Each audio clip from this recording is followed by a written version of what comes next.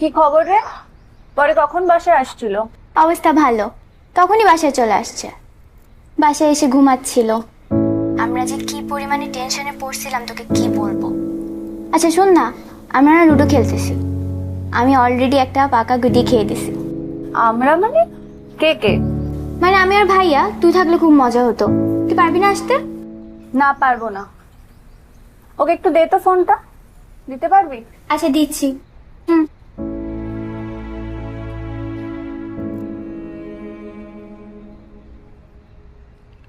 Hello. একটু বাইরে আসো তো, তোমার সাথে একটু কথা বলতে ইচ্ছে করছে। আর এবার একটু ফোন কিনে ফেলো। বারবার বিনতিকে অনুরোধ করতে অস্বস্তি বোধ হয়।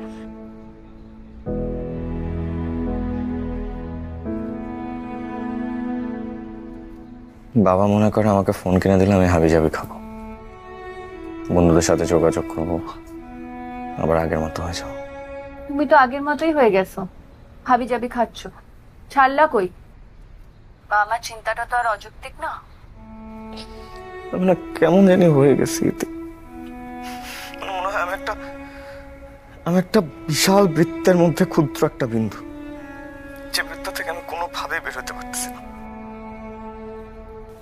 আমাকে কেমন আমি কোনো শক্তি আমাকে বের করতে পারতেছে না, আমাকে কেউ হেল্পও করতেছে না। আমার সাথে একটু বাইরে দেখা করবা? বের তো হতেই চাই, মা খুব হ্যাপা দেয়। মায়া লাগে না মায়ের জন্য? লাগে, কিন্তু মোস্ট অফ দ্য টাইমস খুব রাগ হয়।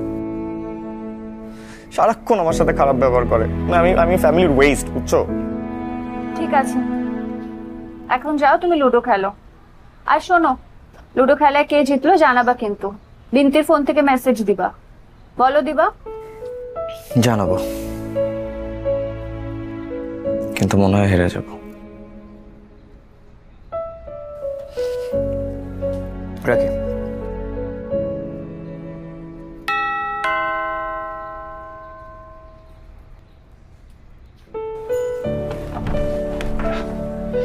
আসো মা, ভেতরে আসো। আসসালামু আলাইকুম আন্টি। ওয়ালাইকুম আসসালাম।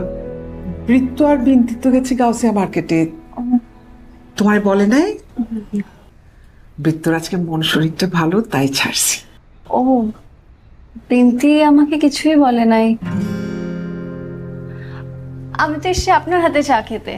আমাকে এক কাপ চা খাওয়াবেন? আপনার সেই তেঁতুল মরিচের চা, ওইটা। আসো মানে চল। চা বানাতে যাচ্ছ? আমাকেও দু এক কাপ, ভালোই লাগে খেতে। আসসালামু কেমন আলাইকুম। আছো? ওয়ালাইকুম সালাম। কেমন আছো ইতিমা? আমি ভালো আছি আঙ্কেল। আজ দোকান যাননি? না মা, শরীরটা ভালো না। বৃত্তকে এত করে বললাম যে ব্যবসাটার হাল ধরতে, সে ব্যবসা করবে না, তার নাকি লজ্জা করে। বড় চাকরি করতে চায়, তো চাকরি করার মুরুদ আছে নাকি? এখন এই বুড়ো বয়সে দোকানের তালা খুলে আমাকে দোকানে ঢুকতে হয়। বলো কেমন লাগে? ও, ওই যেন দাও, ওকে দাও। Thank you aunty. আন্টি, আমি আসলে আপনাদের সাথে কিছু কথা বলতে চাচ্ছিলাম। আপনারা তো আমাকে খুবই স্নেহ করেন, তাই নিঃসংকোচে বলতে চাই। তাই বলো না, আমাদের কাছে লজ্জা কি? আসলে লজ্জার বিষয় না আন্টি, বিষয়টা অন্য কিছু। বিষয়টা মানসিক স্বাস্থ্য নিয়ে। সেটা আবার কি? এটা কোনটা বলো তোমার? আসলে বৃত্ত এখন যে সময়টার মধ্যে দিয়ে যাচ্ছে, সে সময় না ওদের মানসিক স্বাস্থ্য খুব দুর্বল থাকে। শারীরিক স্বাস্থ্যের পাশাপাশি মানসিক স্বাস্থ্য কিন্তু সমান গুরুত্বপূর্ণ। আমরা অনেক সময় সর্দি হলে যতটা চিন্তিত হই, মানসিক স্বাস্থ্য নিয়ে একদম চিন্তিত হই না। হ্যাঁ, সেটা তো জানি, কিন্তু ছেলেটা তো কথা শুনে না। ওকে তো ঠিক করতে পারলাম না মা।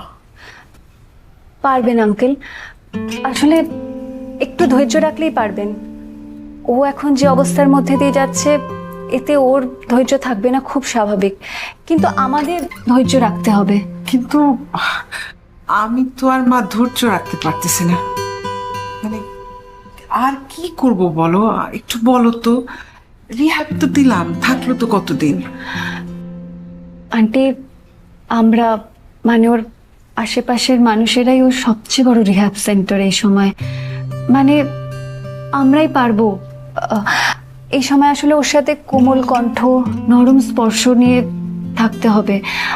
ওকে ভালোবাসতে হবে, ওর কাউন্সেলিং করতে হবে, ওকে বোঝাতে হবে যে ও ফেলে দেওয়ার, অবহেলার পাত্র নয়, ও গুরুত্বপূর্ণ। আমরা তো আর এসব পারি না। দেখি ওকে যদি আবার রিহ্যাবে দেয়া যায়। শুনেছি ওরা নাকি ওখানে এসব করে।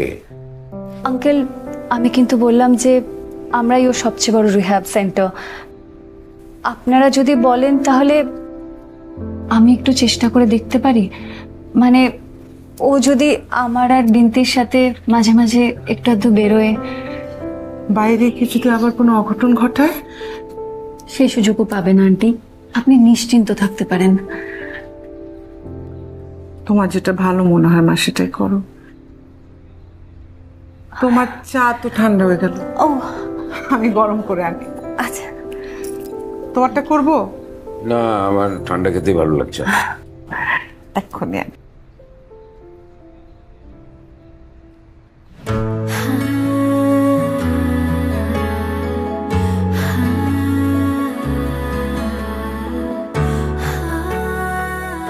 তোরা আমাকে তোদের সাথে কেন আনছিস বলতো? তোরা প্রেম করবি কর, মাঝখানে আমাকে কাবাবের হাড্ডি বানানোর মানিক। এই কে প্রেম করতেছে এখানে? তিনজন মিলে প্রেম করে কেউ এখানে তো? আচ্ছা তাহলে তোরা দুজনে মিলেই প্রেম কর, আমি নীল খেতে যাচ্ছি, আমার কিছু কাজ আছে। আমি মনে কিছু বুঝি না, মনে মনে তো ঠিকই চাচ্ছেন যে দুজনে মিলে একটু টাইম স্পেন্ড করবে। করেন, আমি ভাগি, বাই। ছাড়ো তো, যাও যাক। তুমি ঠিক আছো?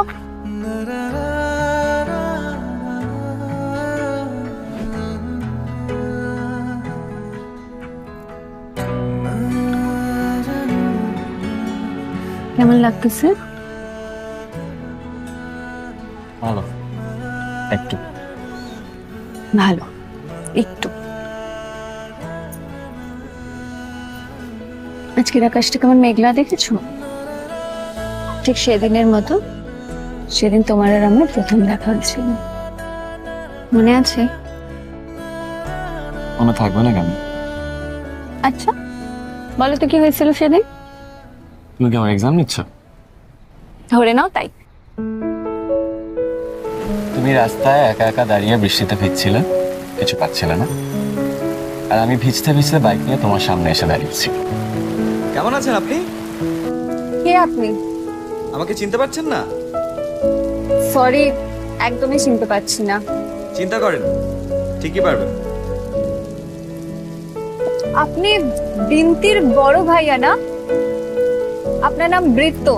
হ্যাঁ, আমার নাম বৃত্ত, মানে বাবা মা রেখেছে আর কি বৃত্ত, তবে আমি নিজেকে সর্বভুজ বলি।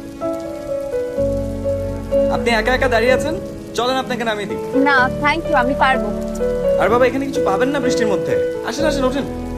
আরে আসেন, কিচ্ছু হবে না, ছাতা নিয়ে ওঠেন।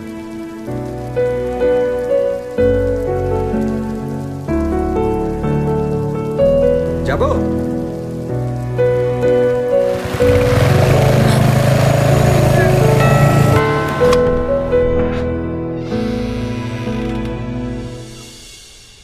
কাকে চাই? বিন্তিকে নাকি আমাকে? আপনাকে কেন চাইতে যাব? কেন? আমাকে চাওয়া যেতে পারে না?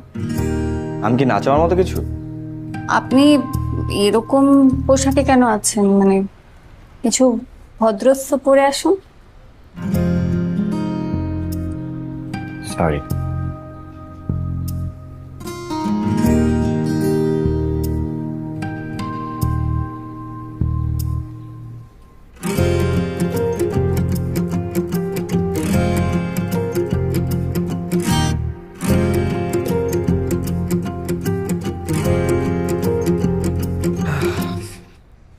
একটু বসতে হবে, বাবা মা বাইরে গেছে, বিনতি গোসলে গেছে, 20 মিনিট লাগবে। ওকে, আপনি এভাবে কথা বলছেন কেন? কিভাবে? মানে কেমন চড়ানো লাগছে আপনাকে। স্বাভাবিক লাগছে না। আপনার